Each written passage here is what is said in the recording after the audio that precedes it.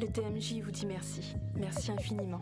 Acteurs jeunesse, partenaires et tous ceux qui nous suivent. Retour en Guadeloupe, le séminaire des acteurs jeunesse débute ce samedi. Il s'agit du lancement de la campagne de valorisation et de prévention famille. Pour en parler, nous recevons Nicolas Joachim-Eugène. Bonjour. Bonjour. Merci d'être avec nous. Alors, vous êtes le chef de projet de cette opération. La manifestation est parrainée par les époux Campbell. C'est pas un hasard puisque, au-delà de la notoriété d'Admiralty, il offre aussi une image de réussite familiale. Effectivement, une image de réussite, mais aussi d'investissement concret de la famille et aussi, on va dire, de la promotion du fait d'avoir ce cocon et cette unité. Et d'ailleurs, il le traduit aussi dans les actes, puisque au niveau et aux côtés des acteurs jeunesse, avec notamment l'association Fossa Pays-là, il agit concrètement avec nous sur le terrain comme les autres parrains, et c'est pour ça qu'on les a choisis. Alors, 15 ans du dispositif Média Jeunes, quel est le champ d'action de ce dispositif qui porte cette manifestation? Alors effectivement, le dispositif Média Jeunes qui porte cette opération, entre autres, a pour objectif la valorisation jeunesse, ainsi que l'animation du réseau jeunesse. Donc toute l'année, ces acteurs se réunissent durant l'année et co-organisent des événements. Et l'idée, c'est que sur des thématiques porteuses, comme celle notamment de la famille, on a vu d'ailleurs de l'actualité, ne serait-ce qu'aujourd'hui, que ça reste, le cocon familial reste une des solutions pour beaucoup des problèmes qu'on rencontre en ce moment. Et effectivement, c'est aussi l'un des objectifs du dispositif. Alors, vous venez de le dire, valorisation de la famille, valorisation également des jeunes. Ça va se traduire concrètement comment ?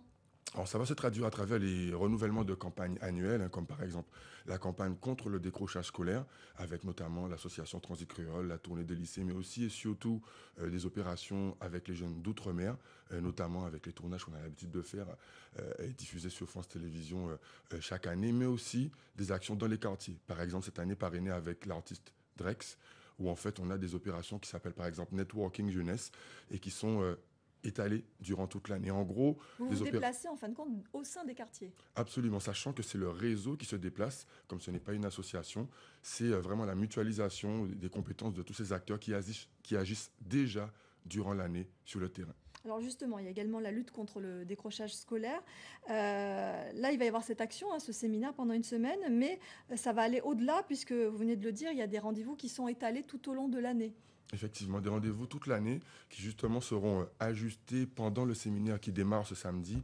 Et on tient aussi à remercier toutes les personnalités et aussi les volontaires qui travaillent d'arrache-pied pour la préparation d'un programme, on va dire, haut en couleur l'année prochaine, malgré toutes les difficultés. Je tenais personnellement, encore une fois, à les remercier. Bravo, bravo pour votre travail. Alors, un dernier mot sur le séminaire en lui-même qui va durer une semaine. Ça s'adresse à qui?